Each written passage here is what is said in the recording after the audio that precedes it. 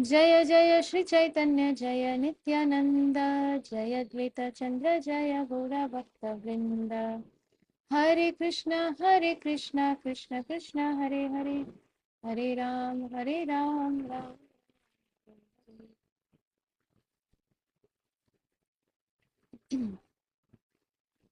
So I'll continue reading from the next paragraph from where we stopped yesterday. We are reading from the book Teachings of Lord Chaitanya, and we are in chapter number 25, isn't it? Which chapter is this? We are reading from chapter 23, not 25. Okay. Therefore, Srila Vyasdev gives the reader a chance to gradually develop in spiritual realization before actually relishing the essence of the pastimes of the Lord.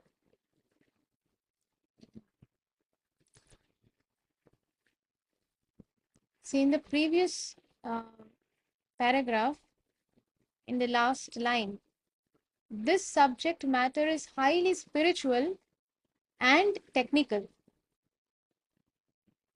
and only liberated personalities who have gradually attained.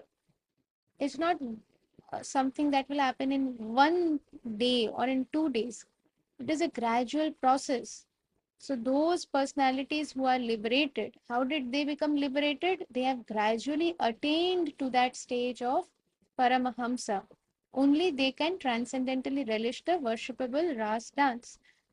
And here Mahaprabhu is concluding by saying, therefore, Srila Vyasdev gives the reader of Srimad Bhagavatam a chance to gradually develop in spiritual realization, starting from canto number 1 and then going ahead. So, gradually they will develop the spiritual realization before they can actually relish the essence of the pastimes of the Lord. One is we relish the pastimes. Enjoy the pastimes. We like to hear it, but there is another stage where we understand the essence of these pastimes. And the next stage is when we relish the essence of those pastimes of the Lord. So many times we may feel little bit upset that we are doing all these things, but still we are not becoming pure. We are not our anarthas are not going. But we should not become dejected at any point of time. We should not feel morose about it. We just have to continue the process again and again. But one thing which is very, very important that our acharyas are teaching us, Mahaprabhu himself has taught by this um, particular thing, aspect that I'm going to mention about. And all our previous predecessor acharyas, Srila Prabhupada, the six Goswamis, Mahaprabhu himself, Nityananda Prabhu, Janva Mata, Sri Advaita Acharya Prabhu, Sri Gadadhar Pandit, Srivas Thakur, everyone. What is it? That is crying. We have to every day we do the same process every day. We chant our rounds and whatever devotional services we are engaged in, we do those. Um, but along with that, these things, if they are mechanical, then of course the result will be very, very, very, very, very slow, because we are if we are doing it mechanically.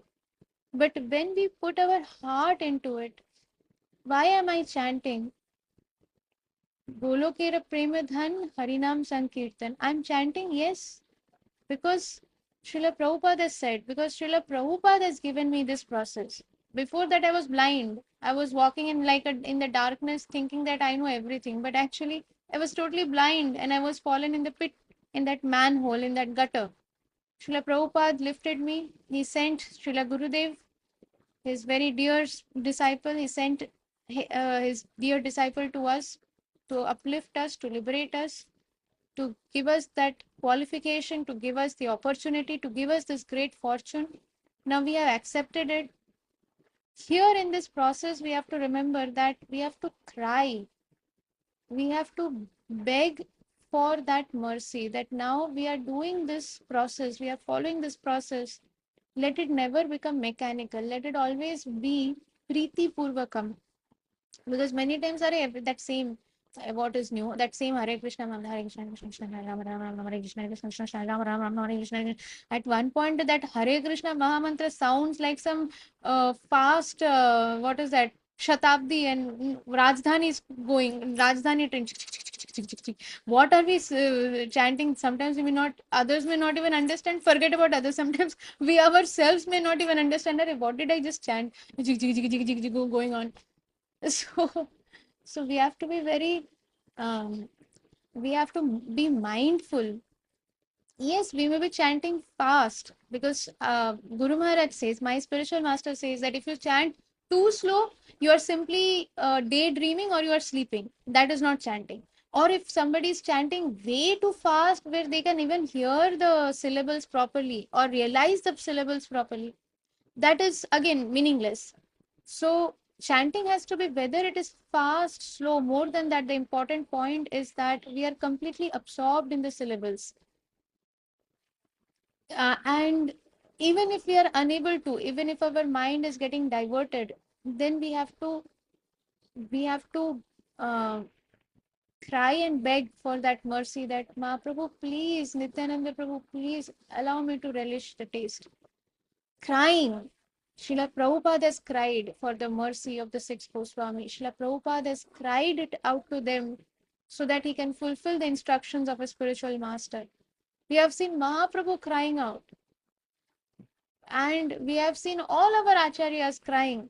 Srila Advait Prabhu, Sri Advait Prabhu, Advait Acharya Prabhu, he cried out while offering tulsi leaves and Ganga Jal, and cried out that Mahaprabhu, please come, it is time now, people are suffering. Because people are suffering, therefore I am suffering. Paradukhe dukhi, because Srila Advait Acharya, he is Acharya.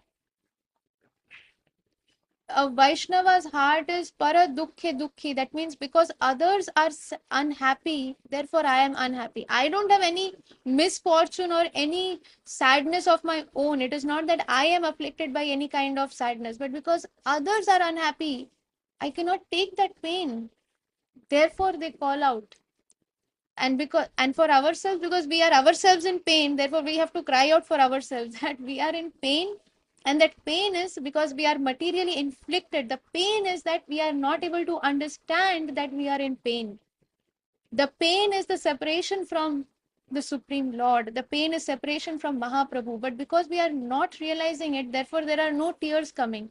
If by chanting, if the tears are not coming, or if there is no feeling, then we have to cry out for that, that Mahaprabhu, my heart is so stone heart, I'm so stone hearted that tears are not coming. I have no feelings for you, and I have no feelings for you, I have no feelings for that feeling also, that I have no feelings for you, therefore no tears are coming. These are not my words, by the way. This is Srila Gaur Govind Swami Maharaj. He says we have to cry for not being able to cry for Krishna. And if we are not able to cry because we are not able to cry for Krishna, then we should cry for that reason.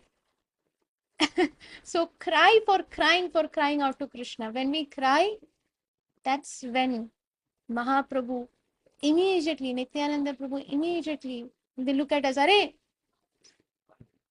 uh, she's crying, he's crying. They come immediately. Therefore, Srila Vyasadeva, so there is nothing to be dejected or feel sad about, that we are doing this process, nothing is happening. It will happen, but we have to put our heart into it. We have to think, what is the purpose of it? I want Krishna Prem. Mahaprabhu, Nityananda Prabhu, please, please, please, please give me Krishna Prem. I'm full of anarthas. But what is impossible for you? Even if I put my 101,000,000% efforts also, still I am incapable of cleaning myself. I cannot do anything for myself. I cannot change or transform myself, but you can do it in one moment, the day you want to, the moment you want to. Please, please bestow upon me the highest benediction, because I want to serve my spiritual master. I want to please my spiritual master. I want to please you, Mahaprabhu. I want to please whatever is the mission. May we become some qualified instrument in that mission. So we should pray like that.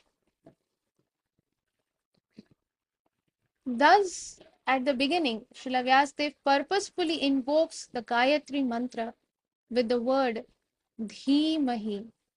The Gayatri mantra is especially meant for spiritually advanced people. When one attains success in chanting the Gayatri mantra, he can enter into the transcendental position of the Lord. But in order to chant the Gayatri mantra successfully, one must first acquire the Brahmanical qualities and become perfectly situated in the mode of goodness. From that point, one can begin to transcendentally realize the Lord, His name, His fame, His qualities, etc. Srimad Bhagavatam is a narration dealing with the Swarup, the form of the Lord, which is manifested by His own internal potency. This potency is distinguished from the external potency, which from the external potency, this cosmic world has manifested within our experience. So this cosmic world is something that is within our experience. How has it come into manifestation? Manifestation means to happen, to be actively happening. How did it come? From the external potency of the Lord. But the Swarup or the form of the Lord is how is it manifested? By the internal potency of the Lord. Srila Vyasadeva makes a clear distinction between the internal and the external potencies in the very first verse of the first chapter of Srimad Bhagavatam. In that verse, he says that the internal potency is factual reality, whereas the external manifested energy in the form of material existence is temporary and illusory, no more real than a mirage in the desert. Water may appear present in a mirage, but real water is somewhere else. Similarly, the manifested cosmic creation appears to be reality. It appears to be a reality, but it is simply a reflection of the real reality, the true reality, which exists only in the spiritual world. In the spiritual world, there are no mirages. Absolute truth is there. It is not here in the material world. Here, everything is relative truth, with one apparent truth depending upon another. Relative, in relation to something, in reference to something. So, one apparent truth. Apparent means, again, that is also something that appears to be truth. So, it is an apparent truth, and based on that apparent truth, there is something else which is a relative truth. This cosmic creation results from an interaction of the three modes of material nature: mode of goodness, mode of passion, and mode of ignorance. The temporary manifestations are so created as to present an illusion of reality to the bewildered mind of the conditioned soul, who appears in so many species of life, including higher demigods like Brahma, Indra, Chandra, and so on. In fact, there is no reality in the manifested world, but there appears to be reality because of the true reality in the spiritual world. Desires are there in the material world, desires are there in the spiritual world also. Then, um,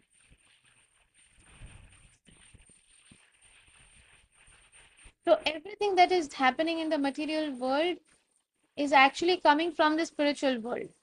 If there are thieves in the material world, there are thieves in the spiritual world also.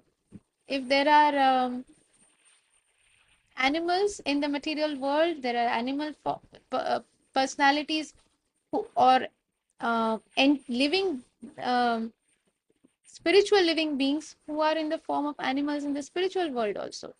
There are trees and various plants And various flowers and various birds in the material world, they are there in the spiritual world also. The difference is here everything is temporary. It is a perverted reflection. In the material world, in the spiritual world, everything is the real reality, the true reality, and it is permanent, and they are all spiritual. Even the birds are fully liberated souls. They are all great rishis and munis and saints. The grass, they are great rishis and munis and saints. Trees, so they are all constantly serving Krishna. They are not uh, in material world. The trees, the plants, the grass, the other living beings other than humans, their consciousness is very very less evolved, especially if we see the plants and the trees and such, these species, their consciousness, we can say, it is so less evolved. Their level of consciousness is almost dormant. Then animals, they have a slightly more evolved consciousness. Of course, when you pinch them, you will see, if you pinch a dog, you try pinching a dog, the dog will come to bite you because it gets hurt, because their consciousness is slightly evolved.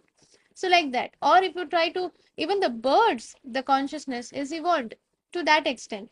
Then as so depending on the various living species, the level of the species, and then finally the human beings, whose consciousness is most developed, they are giving the highest intelligence, therefore they are on the apex of the pyramid. But everything is temporary and illusory in this material world. But the same thing in the spiritual world, they are completely spiritualized. In fact, there is no reality in the manifested world, but there appears to be reality because of the true reality in the spiritual world, where the personality of God eternally resides with this transcendental paraphernalia. So, with that, we'll pause here for today and we'll continue reading tomorrow, Krishna willing. Thank you very much for a very kind association. वंशाकल्पतरुभ्यश्च कृपासिन्धुभ्य एव च पतितानां पावनेभ्यो वैष्णवेभ्यो नमो नमः। अनंत कोटि वैष्णव वृंद की जय। श्रीमद शिला जय पताका स्वामी गुरु महाराज की जय। जय शिला प्रभुपाद की जय। जय गौर प्रेमानंदे हरि हरि हरि हरि बोल हरि हरि बोल श्री श्री श्याम श्याम की हरि हरि जय बोल all glories to Shri Guru and Shri Gaur.